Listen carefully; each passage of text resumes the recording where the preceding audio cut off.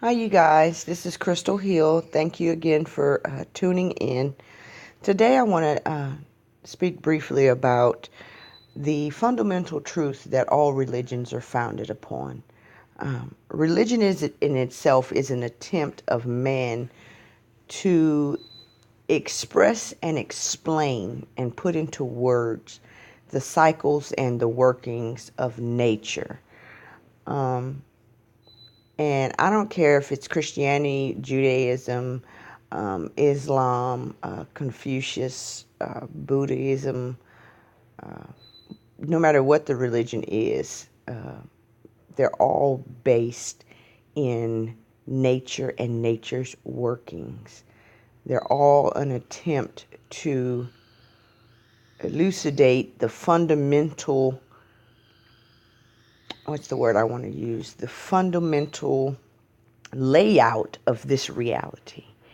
And so we're going to explore a little bit of that in this video and what those basic three aspects are and how to discover where in that layout you are.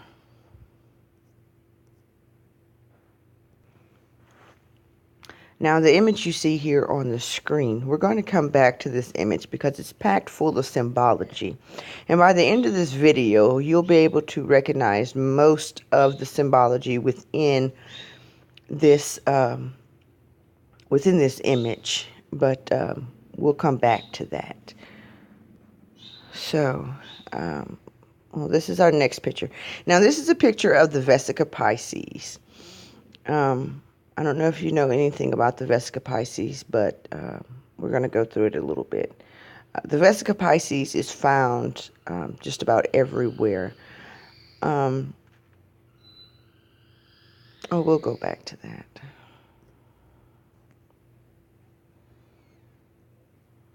Let's see. Where do I... Okay. We'll go here first. This image right here, I would have to say, would probably be the most easily rememberable image as to really what this reality is. And in this image, you see a battery and you also see the light. The Trinity, or the three different aspects of reality that all religion are trying to elucidate, can be captured right here in this image. What you see is you see a battery. It has a positive end and a negative end. And you also see between the connection of the positive and the negative that is what allows this light bulb to light up. Okay? So these are the three different aspects. You have the positive, that's one aspect. You have the negative, that's another aspect. And then you have the light bulb, which is the conjunction of the two, the joining of the two. So that would be the third aspect. Okay? Now, I'm going to show you in the most popular religion right now, Christianity, how this is expressed in imagery. This very same picture right here, how it is expressed in religion to us, although we don't know it.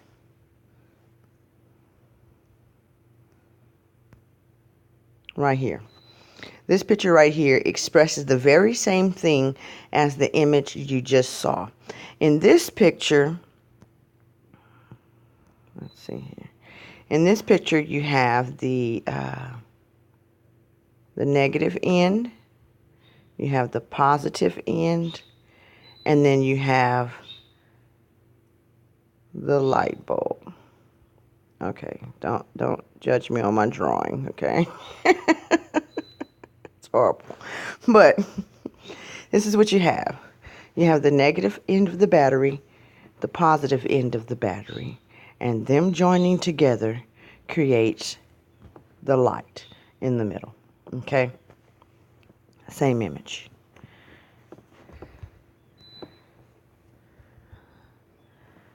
Okay. Here's another depiction of the same thing. Here you have the however you want to look at it, whether you look at this as the positive or the negative, it matters not much. But you can say this is the negative, this is the positive, and the joining of the two creates the light bulb in the middle. There we go. Horrible little light bulb, but y'all get the point.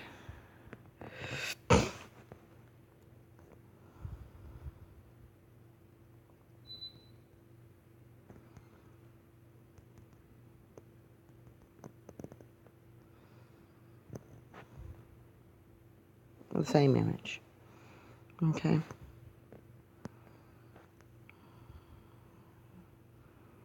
Now let me take you to the Vesica Pisces. This image here is the Vesica Pisces. If you know anything about, you ever seen the little, what I call the Jesus fish on the back of people's cars? It's this fish right here. You see it there? The Jesus fish. You'll always see that. Well, this image is where they get the Jesus fish from, which is the Vesica Pisces. And again, it goes back to the image I just showed you in Christianity, where there's the three people on the cross and Jesus being the one in the center. You see, and if you can recall in the Jesus story, it says that when Jesus hung on the cross, he was hung between two thieves, which would be this one and this one. But it says that the thief on the right asked him prior to his death, Master, can I be with you in paradise, or something to that effect? And he said, yes, today you will be with me in paradise.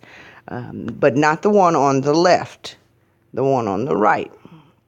You see, and so again, that is being displayed even within the Vesica Pisces here, is that concept, Jesus being the soul, being the thing within the middle. And I'm going to elucidate a little bit more on what exactly that means, but for right now, I just want y'all to get a general idea of the three different aspects of the layout. Okay.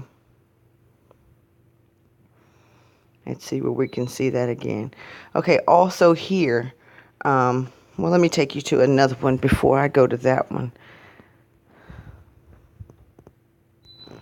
Here. Okay, I don't know if any of y'all have studied the Kabbalah or any esoteric knowledge or wisdom or anything of that sort, but the image I have before you is an image of what they call in Kabbalah or Judaism the tree of life. Let me get some different color here. I'll go with red. Okay.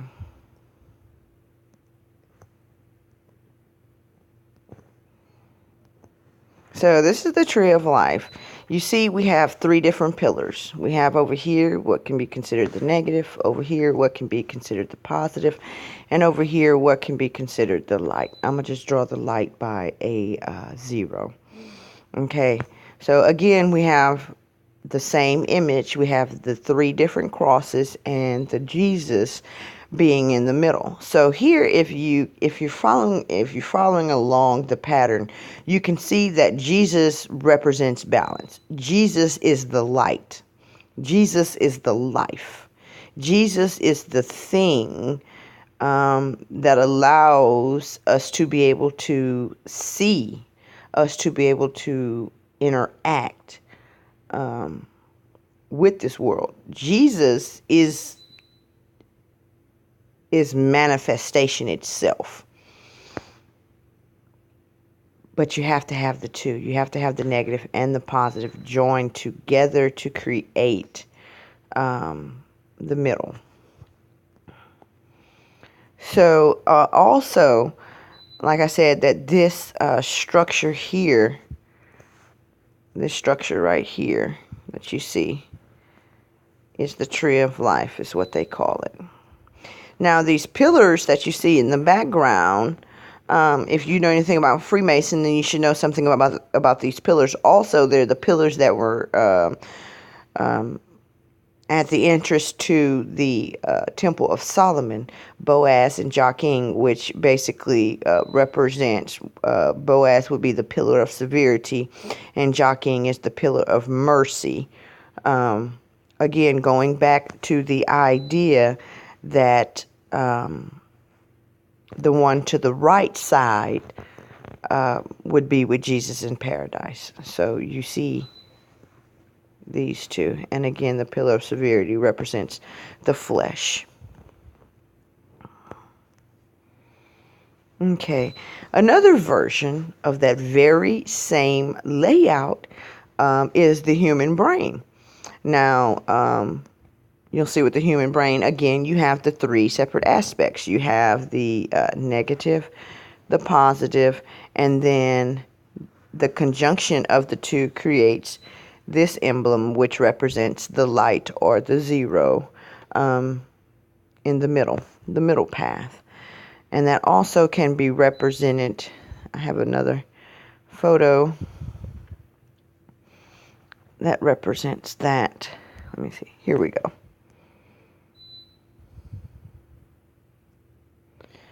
The middle brain is what they call it. So you see, you have the left brain, you have the right brain, and then you have the middle brain, which has also been called, there's a little gland in between there. It is called the pineal gland. And if you read within the Bible, there's a story where the man Jacob, who is the founder and head of the tribe, the children of Israel, of whom the whole Bible basically speaks of. He was wrestling with the angel of the Lord, it said, and not wrestling, excuse me.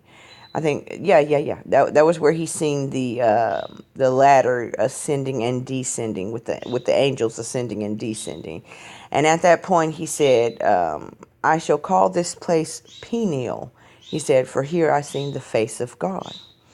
And so the pineal would be the midbrain. And just a little tidbit on the pineal gland. Not only is it referred to as having seen the face of God in Scripture, but by science we know that the pineal gland is a organ of sight. It has some of the very same structures that your two eyeballs on the outside of your head have. They have the rods and cones. So they are designed, the pineal gland is designed to pick up vibrations in the same way that your eyeballs do. Pick up vibrations and translate that into a visual image. And so when you see what they call mediums or clairvoyants or people who can see spirits or see different things, it is by way of this pineal gland, which acts as an eyeball that picks up the frequencies from what we call the spirit realm, which is not technically a separate realm. Everything is here right now. The thing is we don't have, most people don't have apparatuses to pick up on those frequencies.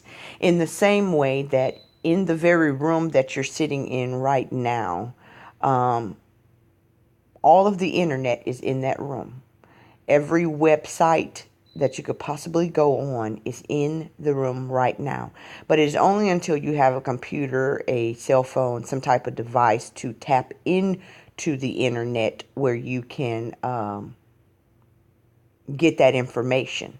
So you have to have a device to pick up the wavelengths that are already there and translate it into, sight, sounds, and words for you to be able to interact with.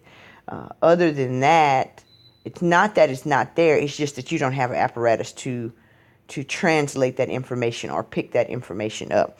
And the same thing is true. The same thing is true with the pineal gland. It's not that the spirit realm is not here. These are just frequencies outside of our range, in the same way that a dog can hear sounds that a human cannot, because the dog has a special apparatus to pick up on those particular frequencies that humans do not. And so in the same way, the pineal gland is an apparatus to pick up on different frequencies that presently most people cannot tap into. So anyway, so that's the midbrain. That's what Jesus represents. Let's look at another image here. Okay. Again, this image is displaying the exact same thing that all the other images was displaying. On one side, you see red coming out. So here you would have what is considered the negative, and here you would have the positive. And then in the middle, you join the two, and you get the zero, the heart of the matter. And when you see, even when you say the heart of the matter, you're speaking of the center of something, the balance of it, the mean, the medium, rather. Because like in math, whenever you're trying to find the mean or the medium of a word, of a number, it's basically the middle number is what it is. And so you get the positive and the negative, and then you get it's the heart of the matter when you add the two. It's the light.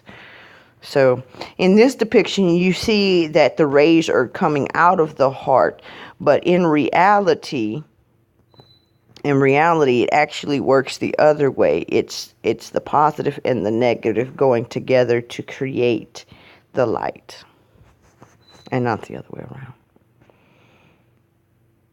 Okay, let's take a look at another image. Okay.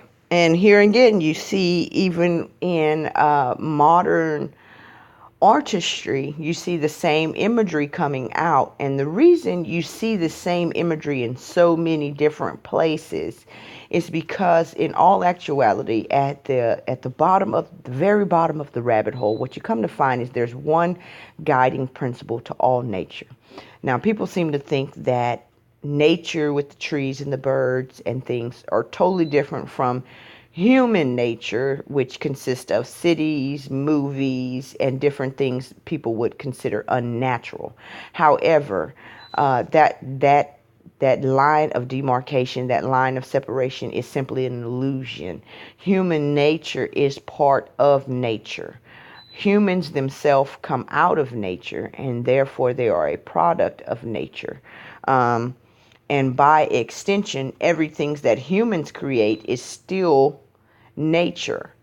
It's just a different form. Again, we go back to this positive and negative aspect. You can look at the nature with the greenery, the trees, the birds, that type of nature as a positive manifestation of the overall nature of things. And then you can look at human nature with all of its creations, its arts, its buildings, constructions, and cities, and movies, and poems, and everything that basically is begotten of humans, as the negative aspect of the manifestation of nature. But in all reality, it's all still nature. So anyway, back to this image. This image here, you see the male, excuse me, you guys. You see the male on one side, you see the female on the other side, and then when you join them together, Cayenne here is representing himself as the Jesus, as the 0 point, the infinite point, the light which is caused by the conjoining of the two opposites. So just to go back to what I was speaking of just a moment ago, I have an image that kind of express that very thing. This one somewhat expressed what I was just speaking of about the two different manifestations of God. You see, in Genesis, and by God I mean the guiding principle of all of what we see. In Genesis, it says that God made man in his image. Male and female created he him. And so even here, you see the male and female principles.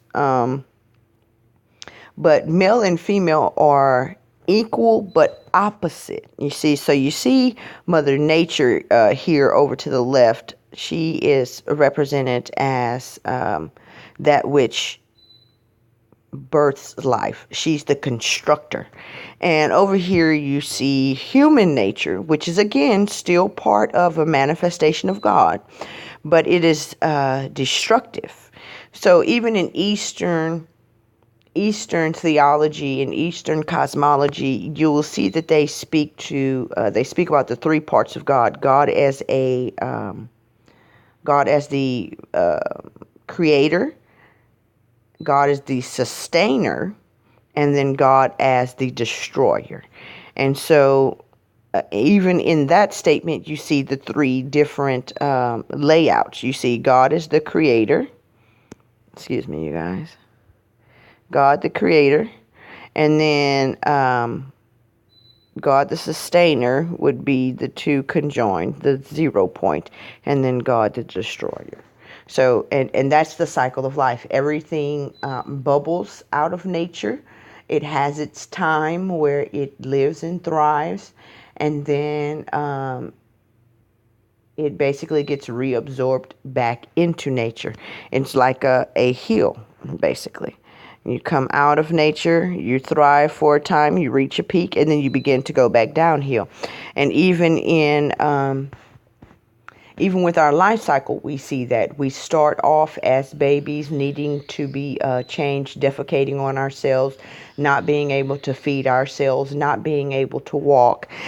Slowly, we rise up that hill into the peak of our life. Usually for most people, it's about the 40s, 45, somewhere in there with the average age expectancy these days. And at that point, you begin to go back downhill.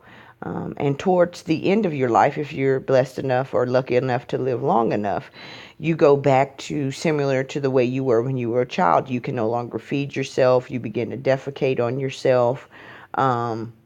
You need guidance. Your children become more like your parents, so it's a role reversal at that point. So nevertheless, this is the cycle of things.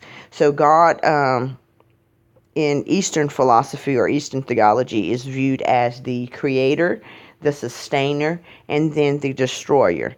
And so you see that depicted here. But at no point in time, you see a lot of people believe that a lot of people believe that this world over here is what they call the matrix. It is to be avoided at all cost. And there is some truth to that, but that's not the point of this video. I'm not really going to get too much into that. But what I wanted to say about that is I do want y'all to understand that this is not a something outside of God, something separate from God. It is just another aspect of the manifestation of God. Again, male and female created he, him. And when you look at that on a bigger in a bigger picture, then you will understand basically what I'm trying to say about that.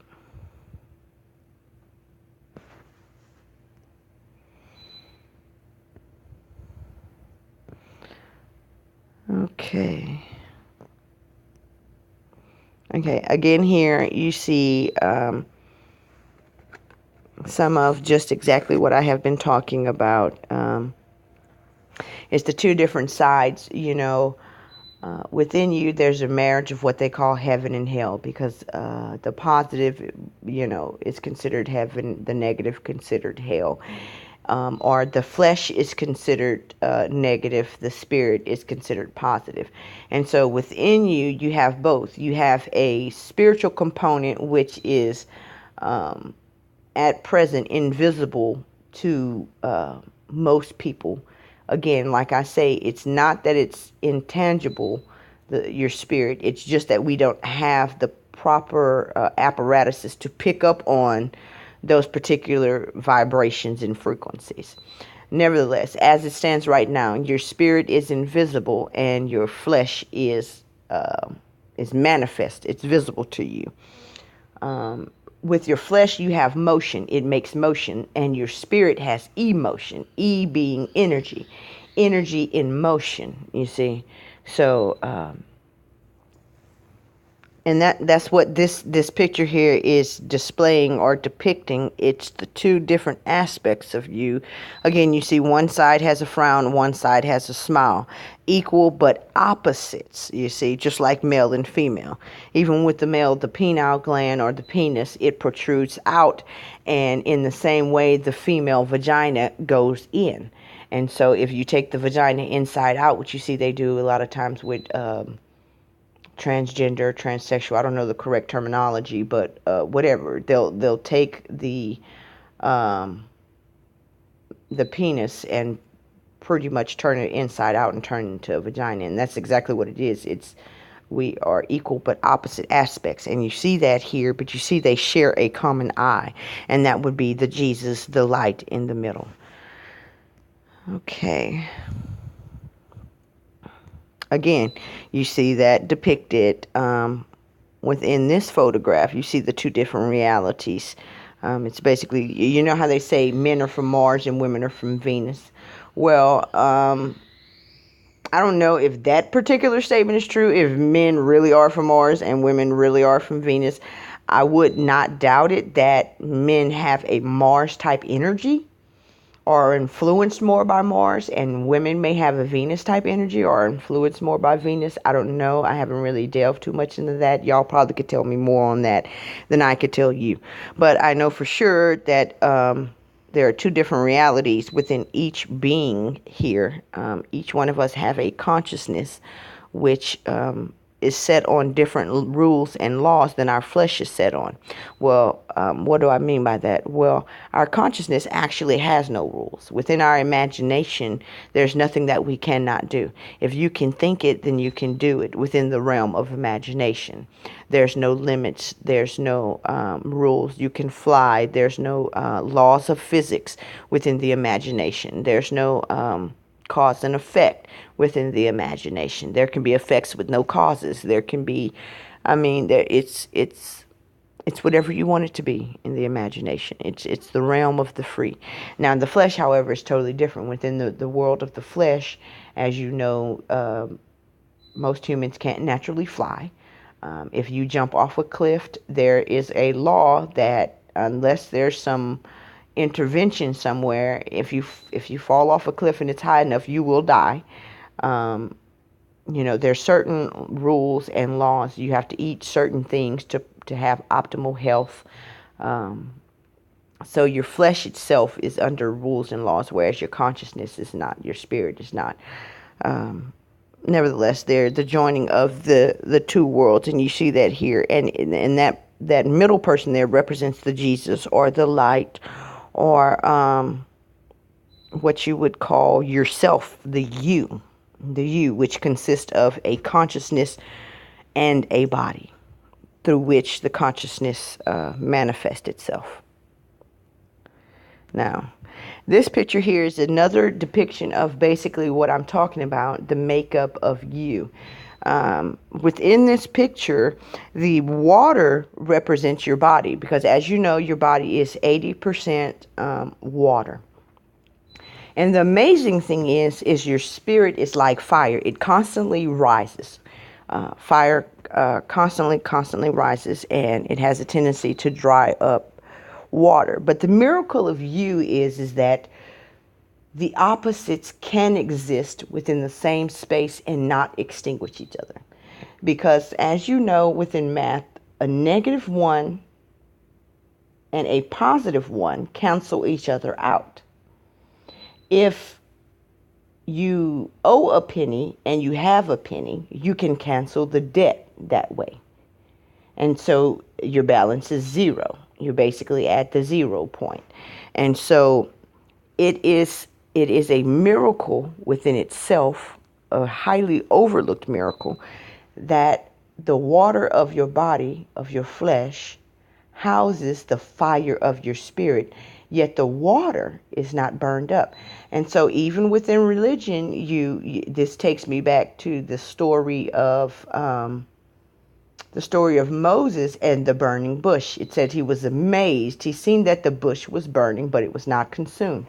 And we don't realize that when we interact with each other every day, that this is exactly what we're seeing. We're seeing water with a fiery spirit within it, yet the water is not consumed.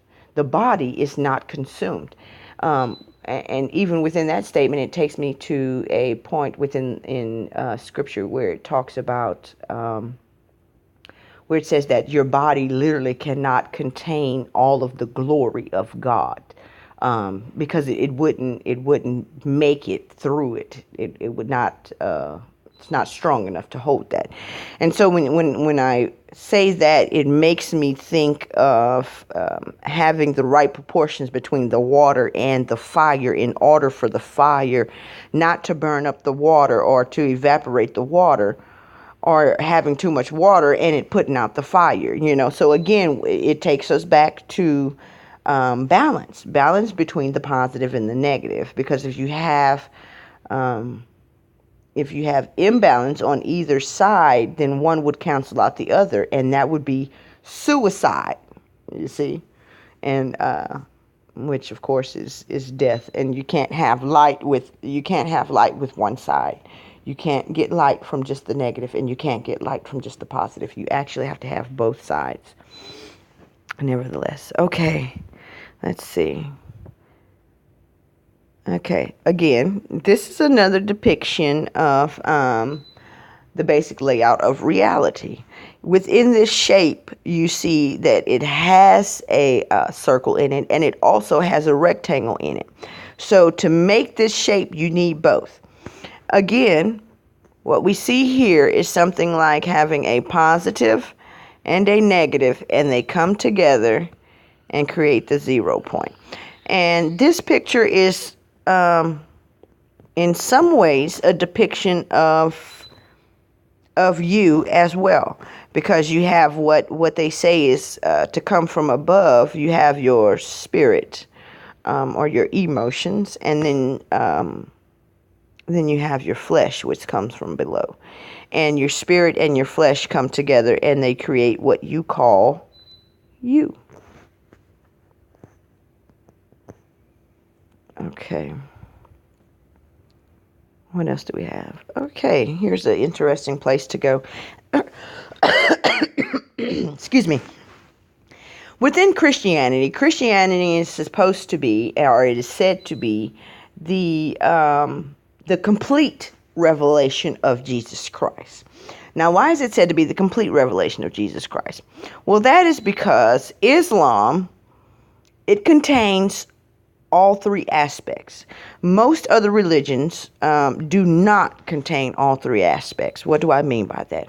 Even within the Bible, you see even down here on this image, it says Bible. Why Bible? Because the Old Testament and the New Testament are completely different from each other. They're equal, but they are opposite. So even within that, with the Old Testament, it's the religion of the moon, Sin.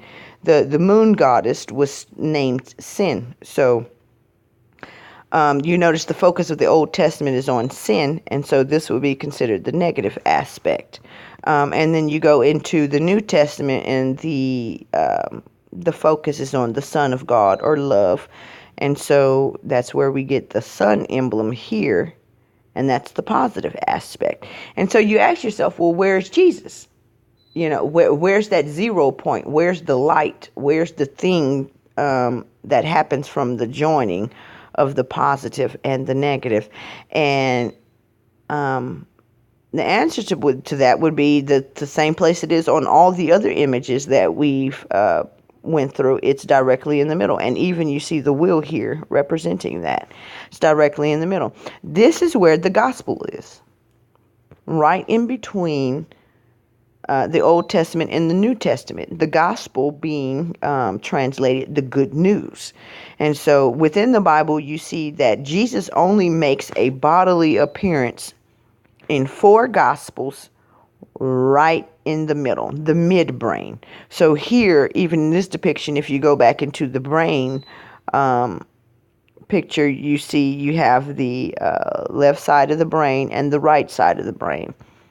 Excuse me, guys. And Jesus makes his bodily appearance only in the four Gospels. Jesus is nowhere in the Old Testament. He's talked about in the Old Testament, but he's not there. Jesus is not there in the New Testament. He's talked about in the New Testament, but he is not there.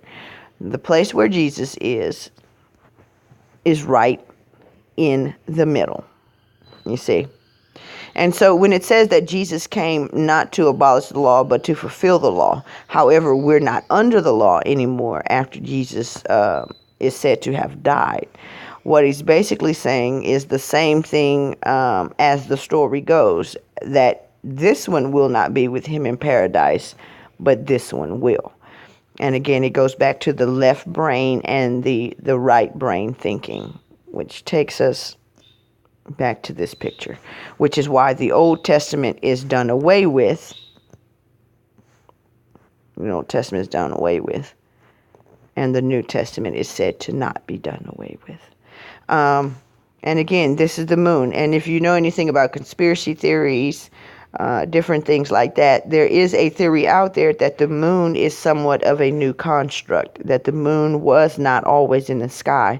And even when you think about the depictions of the New Jerusalem or the heaven in the book of Revelation, it says that there is no night there.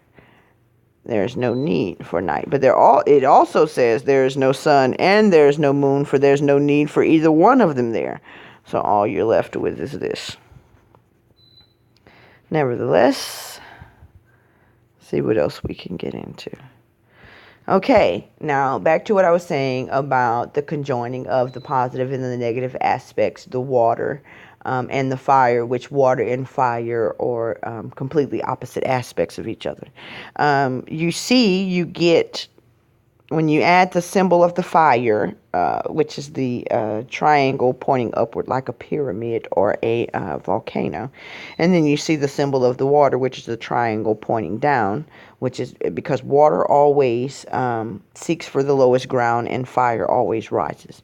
But when you put them together, you get what they call the Star of David or the Seal of Solomon, or what Israel has as its star right now. Over here. And then if you just take a few corners off, you'll see this image right here. Now, we've seen this image somewhere else, and it's a very, very famous image for, look, there it is again. Even with the human brain, you have the intellect, which would be the negative aspect, and the intuition, the positive aspect, and you join them together and you get the midbrain right there in the middle. But let me go back to this picture right here. I want to show y'all something in reference to that. Here. Where have we seen that? Y'all notice? And what's in the middle of the G? What does the G stand for? The Freemasons themselves, this is the Masonic square and compass. Now, why the square and compass? Because the square is said to symbolize Earth, the four corners of Earth, north, west, east, and south. And then the compass, which, if you know anything about landscaping or even within math, this compass right here is used to draw circles. It's the thing that you put your pencil in one side right here, and you put this side onto the paper, and you're able to go in a circle, and it makes a perfect circle that way. So nevertheless, it's the square and the compass, which draws the circle. The circle in symbology represents heaven, and the square represents earth. So with these two symbols being put together, it represents the conjunction of heaven and earth, which goes back to what we were saying here. Let me go back to this image right here, because I wanted to show y'all something else. This entire book is about a people called Israel.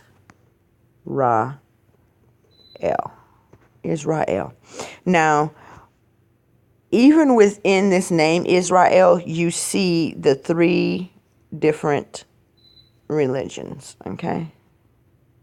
This is the three different religions. The Old Testament is based on Isis. Isis, which, well, I'm not going to get into that, but it represents Isis. Okay. The Christianity portion, Isis, or it can be better summed up by Islam. If you look at Islam religion, there's the moon and the stars. It's the nighttime religion, okay?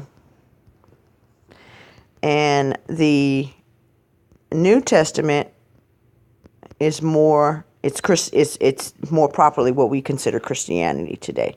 Christianity does not consist of the whole like it should, but it is more properly represented. Sun worship is basically what it is. I mean, there's no other way to say it, but it's sun worship, and you'll find it in what we consider Catholicism or modern Christianity today.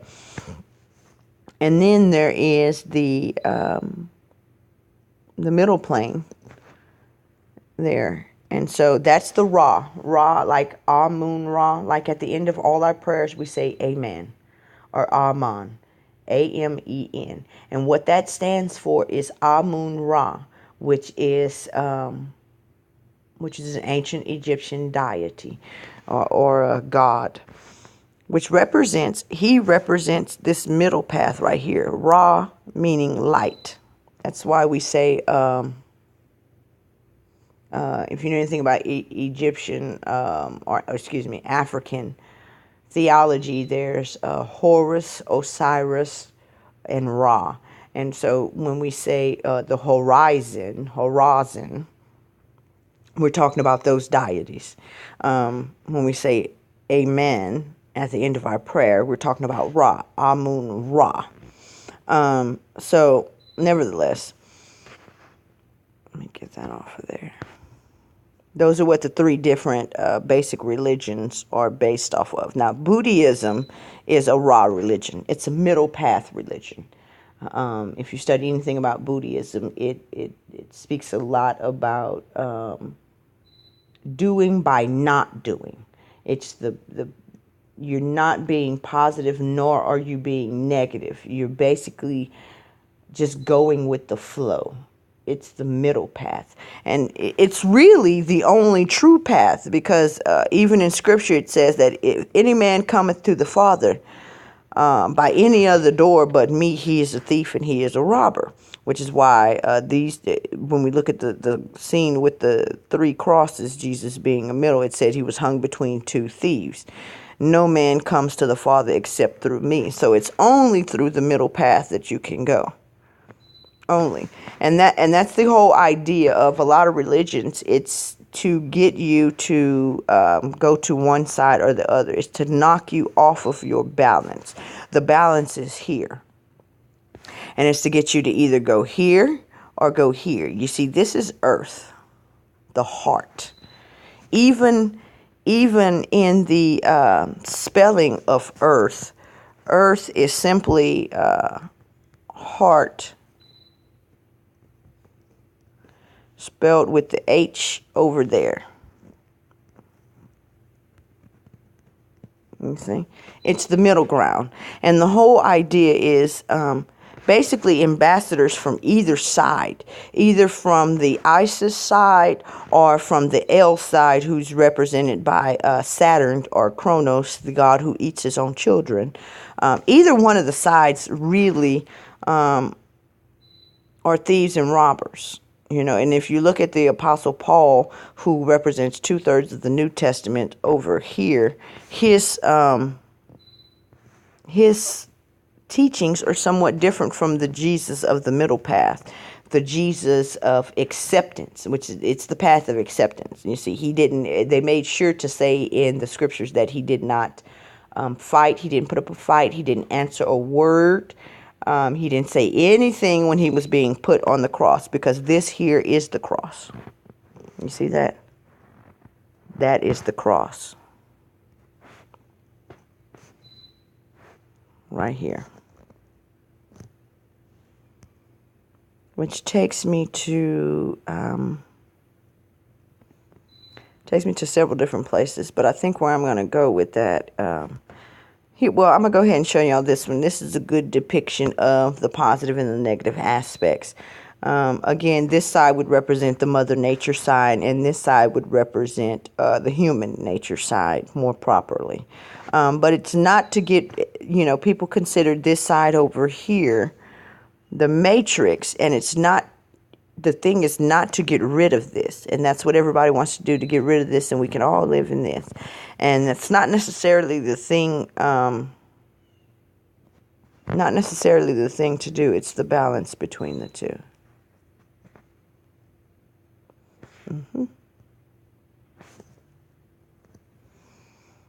Okay, and I want to show y'all this. Now, this is, it looks something like the brain we just looked at. You see there's two different hemispheres. We got a hemisphere over here and one over here. And you could look at this as the positive, and then you could look at this as the negative. But that's not really what I wanted to point out here. What I wanted to point out to you, again, like I said, this is a magnet under it's called some type of cell. I can't remember the name, but what you can't see is this is generally what the magnet looks like under there. And you'll see that it has a positive end and a negative end. It's just like a battery. And you see that white line right there in the middle? That's called what they call the plane of inertia.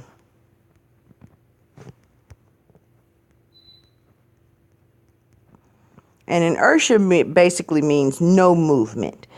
The reason why is because the positive aspect goes one way. It goes like this. The negative aspect goes the other way. It goes like this. And in between the two, there is an area of no movement.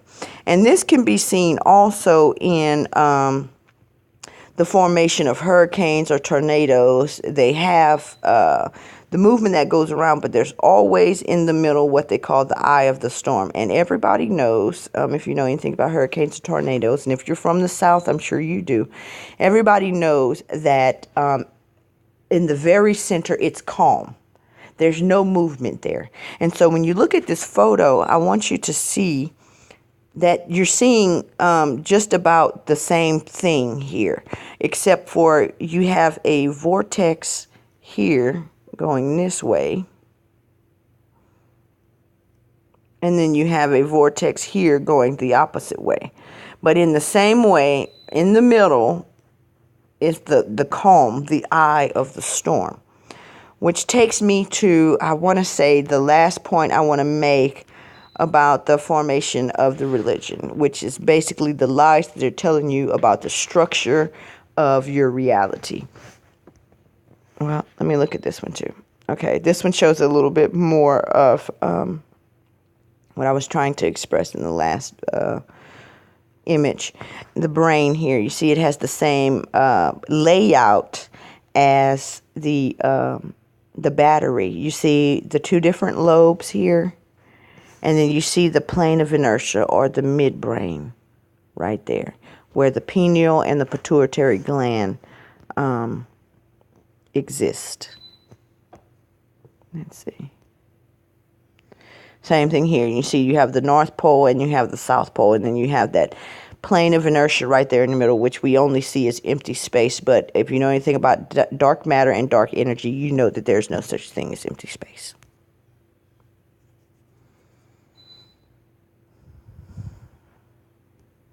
Again, as above, so below.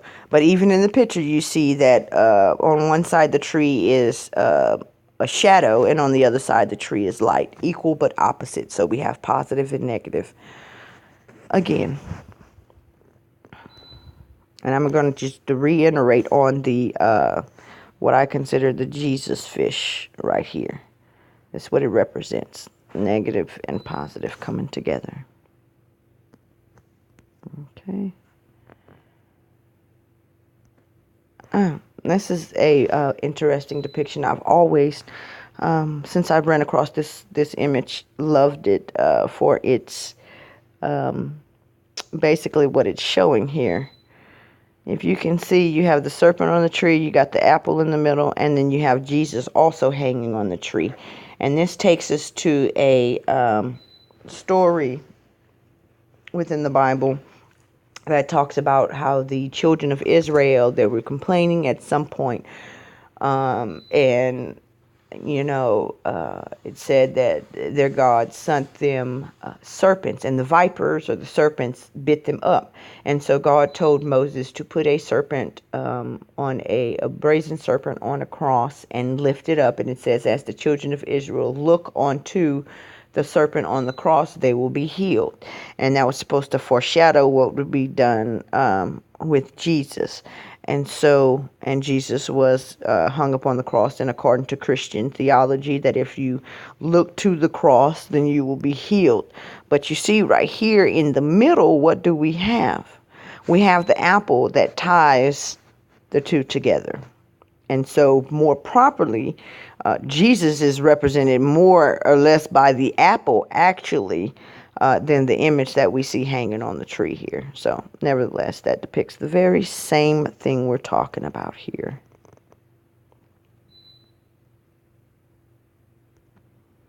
Here we see the same thing, the joining of the two. Adam and Eve, it says male and female created he him. So this image represents one being, which would be the Most High in reality. Again, you see the same depiction here. On one side, you have the dark side of the devil, what we consider the devil. And then over here, we have the light side and what can be considered the angel or the devil, depending on what perspective you're looking from. But the symbol you have in the middle is the symbol of the conjunction of two. And you wonder why. You ever wonder why we use this symbol here to represent health? Because if you take away one side or the other, it's suicide. So you have to have both sides to have optimal health. And you see the yin-yang well-known symbol there at the bottom, representing all of reality. Another beautiful depiction.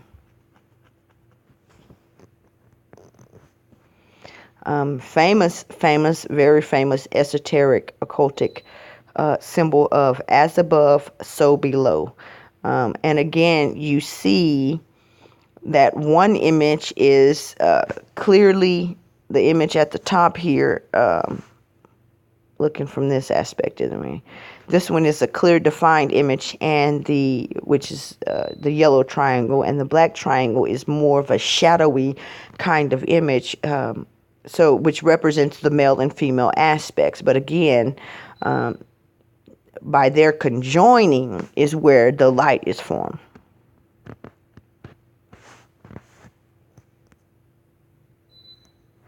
Okay. Also, again, back to the Jesus fish. See the Jesus fish there. Here we see the two different aspects conjoining to make a new creation. We see God joined with humanity to make Christ, who is what is said to be God, 100% God and 100% human, all within the same person. So you see that the marriage of heaven and hell are, positive and negative, male and female.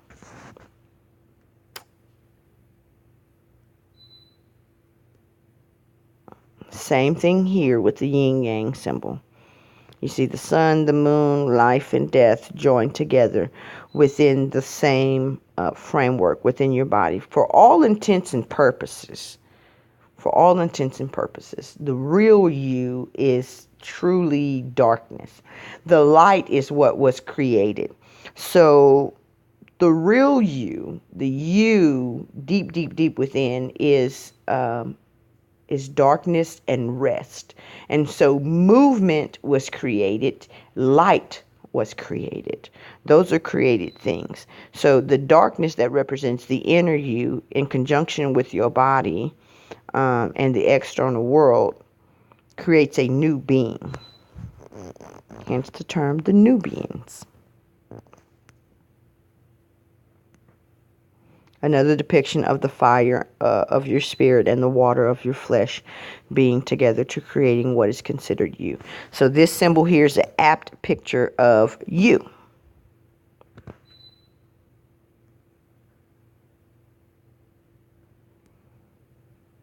Again, we see the same thing, the three pillars, the three crosses, the left brain, right brain, and the midbrain.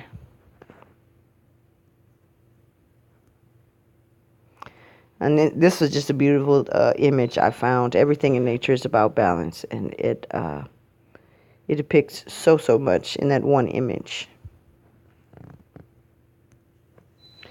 Okay, back to the Jesus fish, the Vesica Pisces, the three different aspects. You see, we have, again, as I've been saying, you have the body and the spirit, and the body, which is represented by water, the spirit, which is represented by fire.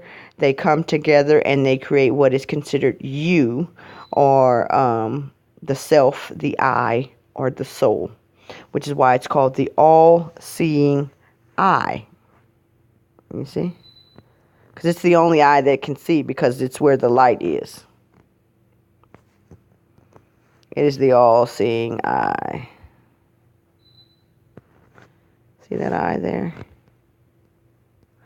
It's the CBS symbol.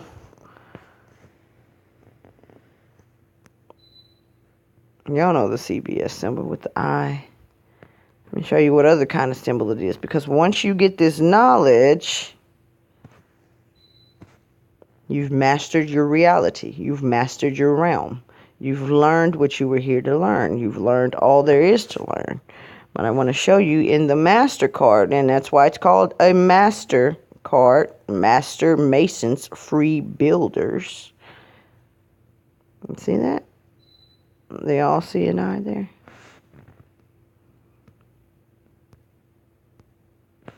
That's what you have. That's why it's on the Master card.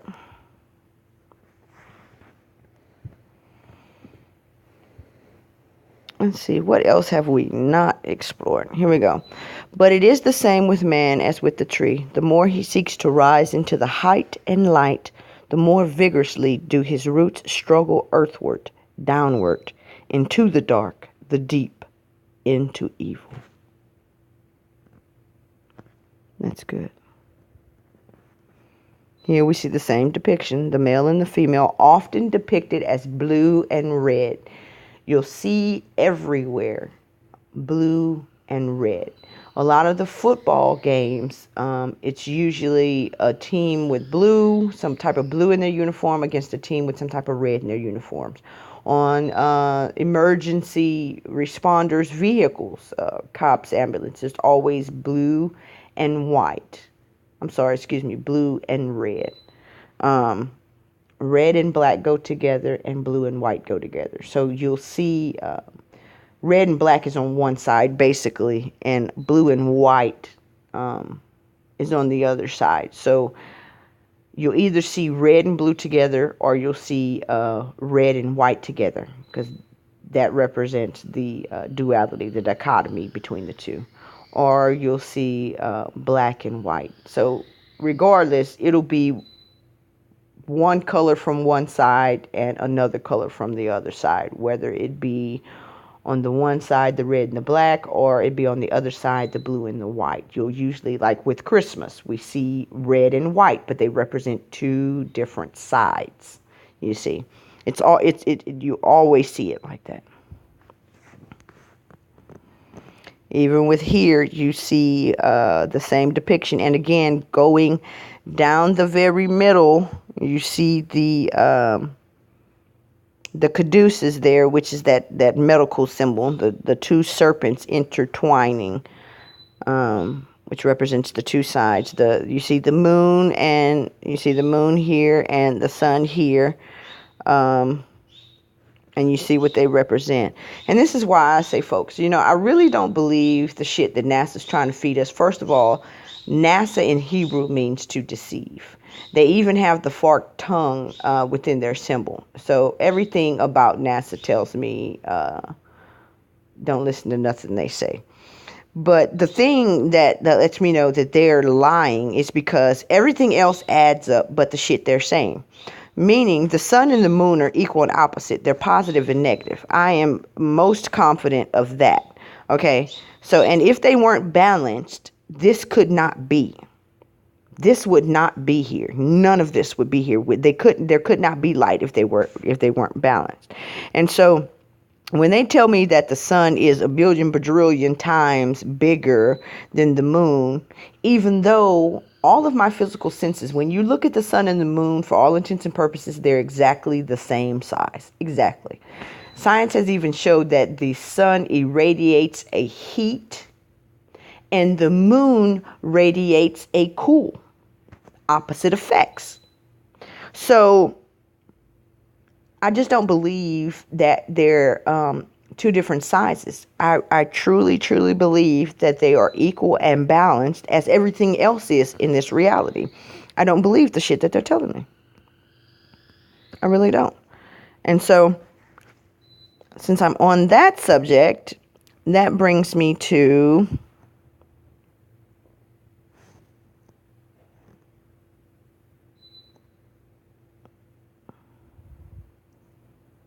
where are you at?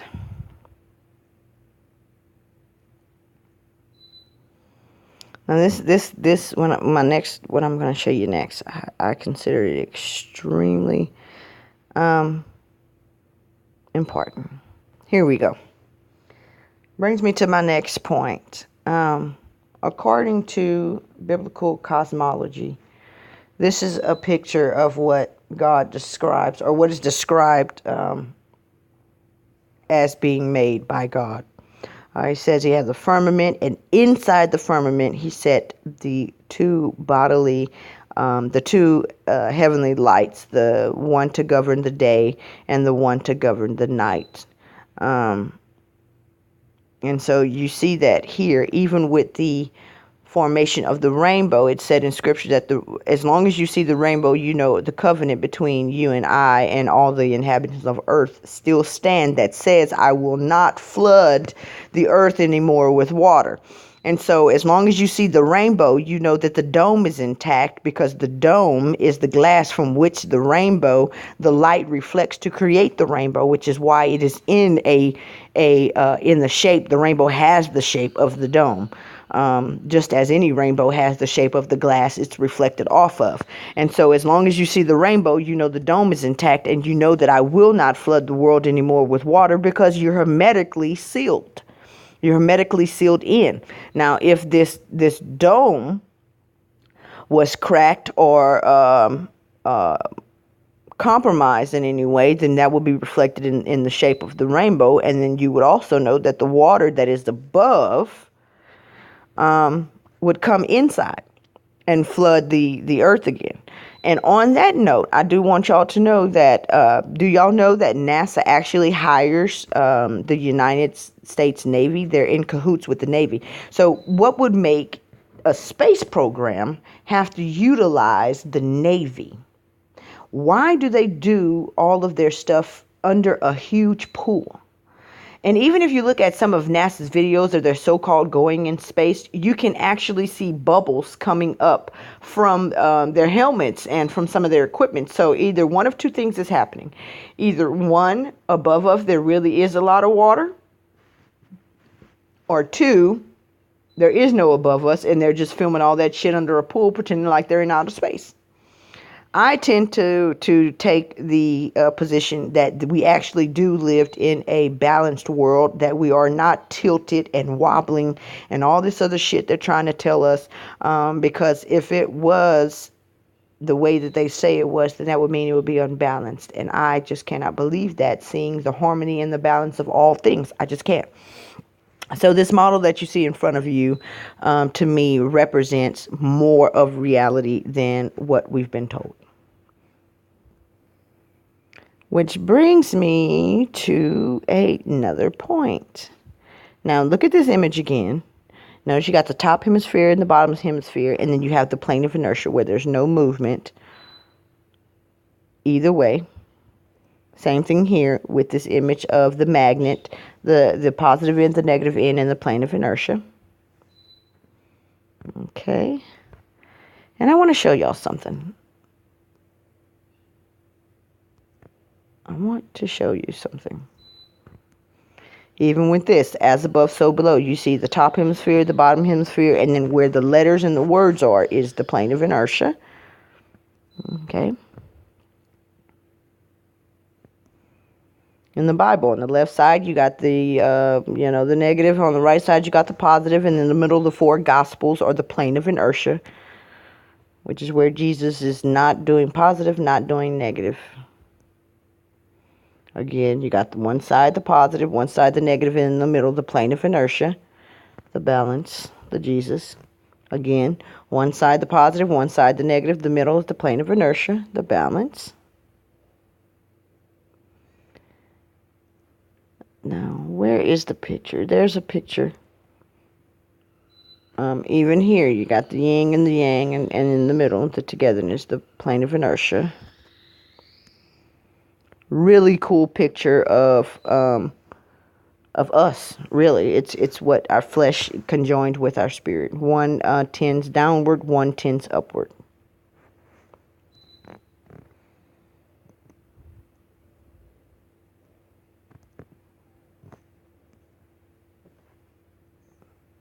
See, there's a specific picture I'm looking for here, and I can't seem to find it. I don't have very many here. Here we are. Okay, so what I want to tell y'all is I truly believe that Earth is round and flat at the same time. One thing you'll learn as you delve deeper into esoteric knowledge and the different workings of this reality is that everything is a seemingly contradiction. In the same way that I said that your body is water, but your spirit is like fire, they're together, but they're not extinguishing each other. So you have two contradictions together. Even within a marriage is a contradiction. It's a male, which is equal but opposite to a female, and they are together. So that's a contradiction. It's two things that are opposite, but yet they agree. And so everything else in the world is like that. So you'll see that you'll have what I find to be the layout or the structure of Earth not to be just round or spherical. I also believe it's flat. I think it's both.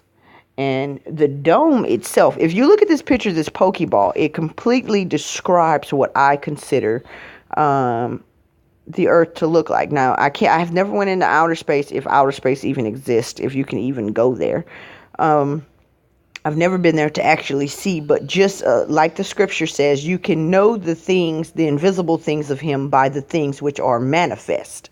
And so by just looking at the general layout of everything else, I can assume that the pattern continues on ad infinitum. So looking at this picture, to me, it describes perfectly of how I see Earth to be made, which is spherical and flat at the same time.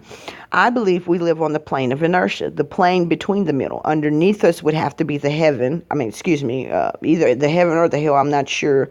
It depends on what perspective you're looking for. I've only seen one side, so I can't really judge on that. But I know that one side is opposite to the other. So if you notice, all our compasses points to the magnetic North Pole, which is directly in the center of what is considered to be flat Earth.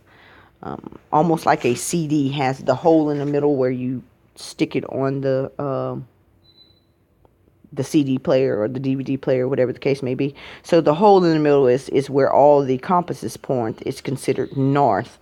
And it's said that, that you can actually go through that hole onto the other side. So this is another depiction of this, basically. If you can see, let me draw that here. You see the earth. And then this is actually where we live. Trees and all this other stuff is here. And this is the dome. This is the clear dome which creates the rainbow. Okay, and underneath would be a completely different type of world down there. But nevertheless, all compasses point right here to the middle, the due north. Not only that, but this is where, if you're in the North Pole, you can see the aurora borealis lights coming out of this hole, the little green and purple pretty lights. Okay. So this is more or less of what I think the Earth looks like, and I do believe that you can go through that opening into what they call, well, this is Middle Earth technically. I think Earth encompasses the both aspects, but we're actually in the middle right now. It's the whole point I'm trying to make. We're on Earth, so we're balanced.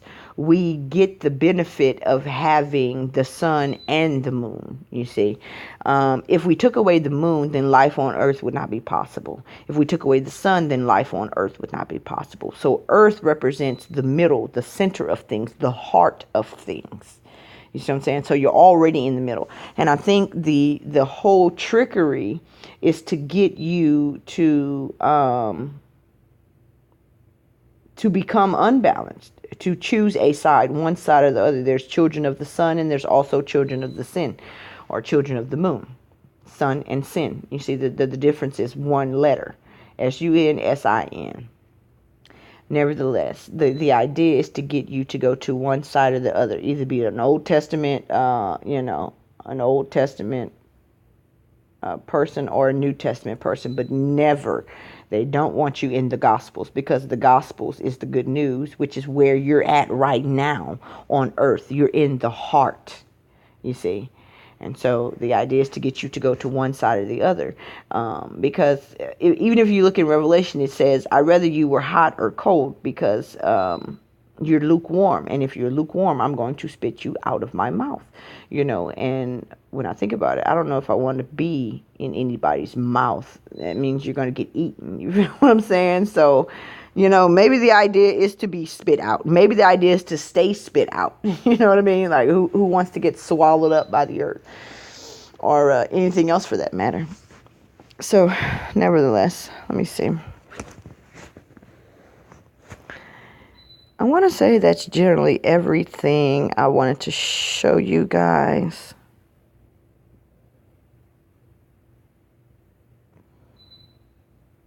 Look through here and see if there's anything else.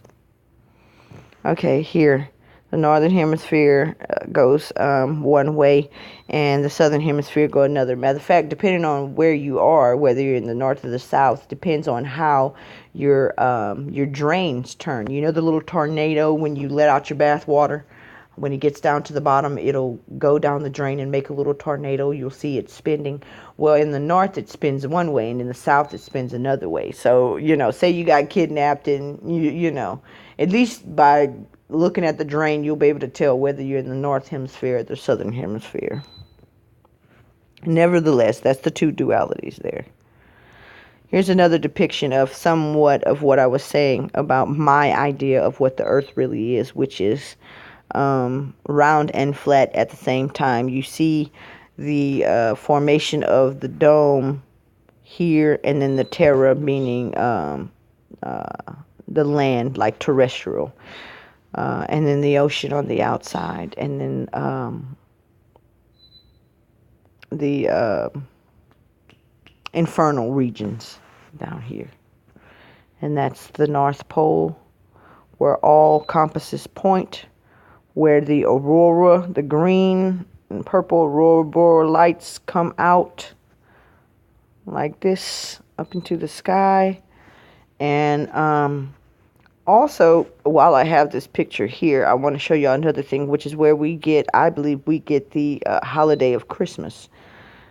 Because the aurora borealis lights actually contain information. If you know anything about light, light is simply vibration. Vibrations contain information. It's all information.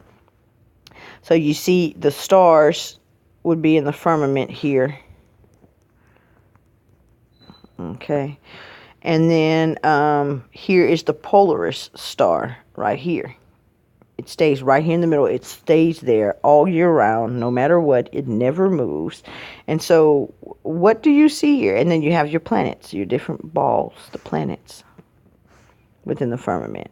And so you wonder why on Christmas we have that skirt that goes around the Christmas tree, and then we put balls and lights on the Christmas tree, and then it's the green. Why the pine tree? The green, the pine tree also stands for the pineal gland. You see, so you see the whole Christmas holiday thing right here. Once you begin to learn the symbology, everything begins to make sense. Same thing here, the middle path. Positive, the negative, and then the middle.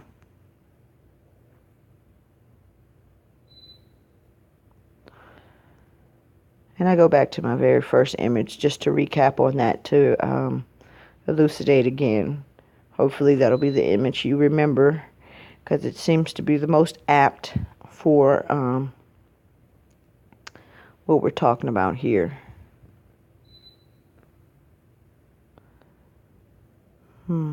Let's see. What have I not showed you? Okay, that almost elucidates a little bit of what I'm talking about. The top portion being considered heaven, which is blue. And again, like I said, it's always usually blue and red together. Top portion representing heaven, or your heaven, and then the bottom representing the underworld. But again, like they say, that you will realize at the end of the rabbit hole that things are upside down and inside out. So even as you look at this picture, you see heaven is depicted in the color blue. But again, blue represents water, which represents the flesh. But you see the underworld is represented by red, which usually represents the spirit. But they've told you that the underworld is where the flesh dwells. Interesting. Which brings me to a statement that was stated in the Superman movie, where it says that you think the gods come from the sky, but what if it's the demons that actually come from the sky? You feel what I'm saying? So,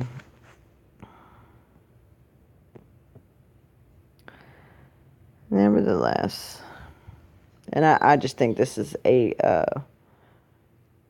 just a beautiful depiction of the yin-yang symbol, and how everything is pretty much within everything. Even within our society, if you get into quantum physics, you'll see that everything comes down to waves and particles. Everything, every single thing is the vibrations of waves and particles. But that's just the duality. Basically, the particle can manifest as a particle, or it can manifest as a wave. Again, we see the red and the blue. Even within the Bible, you got Mount Sinai and Mount Calvary. Law and grace, left and right, male and female. Here we go. Again, the duality. And this represents the 0 point, the middle.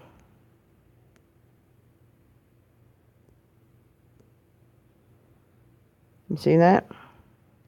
Same thing we've been talking about.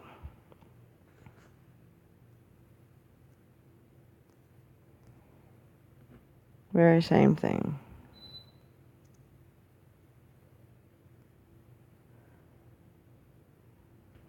Okay. Very same thing. Now, if you want to study the images more, of course, you can press pause and screenshot it or whatever, and kind of just look at the symbology there. It's all in this one. It is all over it. So, in your spare time, in your convenience, you can pause that and take a look at that again. Same thing here. You see on the right side, you see the tree. You see the tree here, which represents what we know as nature. And then you see the rock here, which represents man's building, man-made things. But again, together they're still both part of nature. One's just a positive manifestation of God, and one is the negative manifestation of God.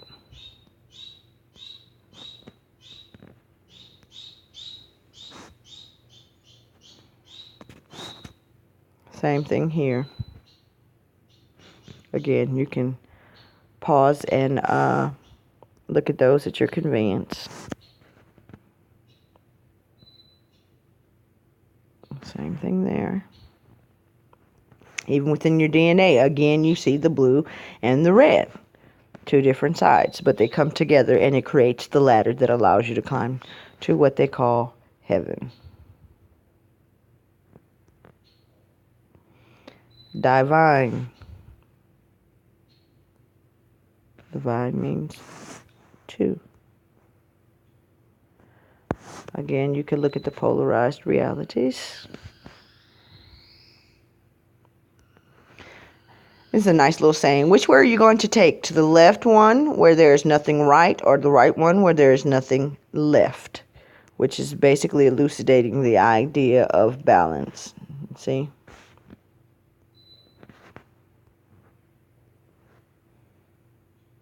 This is another one. This is a good one. You can, like I said, press pause.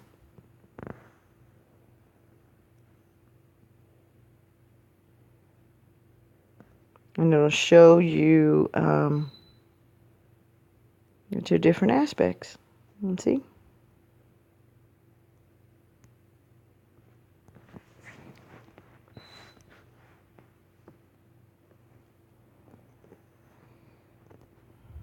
And this is a very, very beautiful one here. Boaz and Joachim.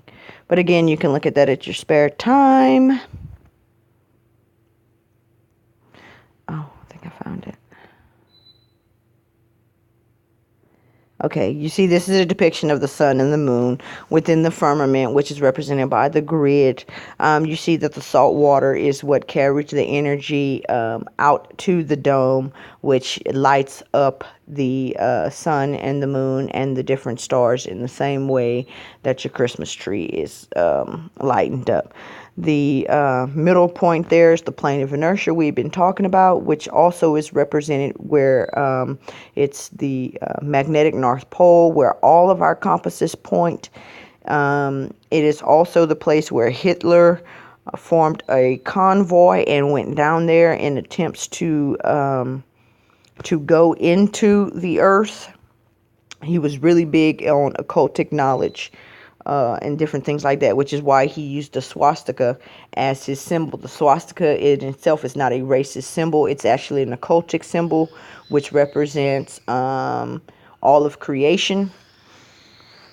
But I'm not going to get too much into that. Nevertheless, again, if you look into what I was saying, you see the Christmas tree here, which is the aurora borealis lights, which come out of the middle.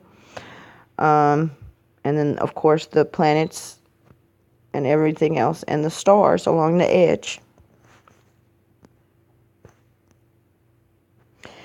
Now, I am going to end this video. Something in particular I wanted to show you guys.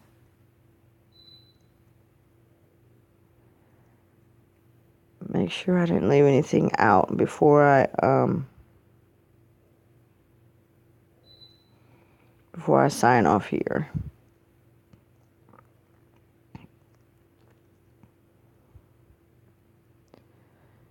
No, you guys, I think I pretty much covered just about everything I wanted to cover. Now, I love this picture. I love this picture because it displays, again, the very same thing you see in the middle. The Buddha guy, the monk, the meditative person. And we go back to the very first picture that I displayed. There's no religion higher than truth. And within that, you see In this picture. Now I can explain it a little better. You see, again, like I said, it's white and red, and it's, no, excuse me, white and blue, and then it's black and red. So here you don't see the red and blue. Instead, you see the other two colors, which is the white and black in the triangles here. But you see them joined together, and in the middle, what do you have? You have the Ankh, which is the symbol of life. And as I was just saying about Hitler and the swastika, you see the swastika there? Because it represents way more than what you've been taught. And also, you'll see the Ouroboros, which is the snake here eating his own tail, which is basically what continues to happen. You don't actually go anywhere. It's just a cycle that continues on and on and on.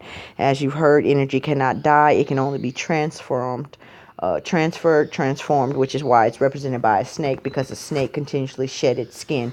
And that's essentially what you do when they say you die, per se. You're just shedding a portion of yourself.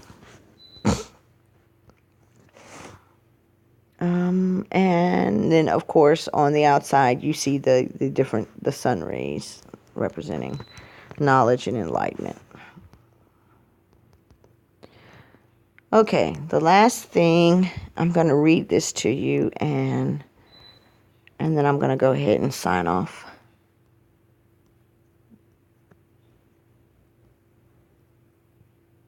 Let's see. Okay. This shows basically how to maintain the balance. It says, I am not all good and light. Sometimes I have bad thoughts and feelings. This is who I am. On the other side, she says, I am not all bad. I am generous, kind, and peaceful. I have so much love and light to share. This is who I am.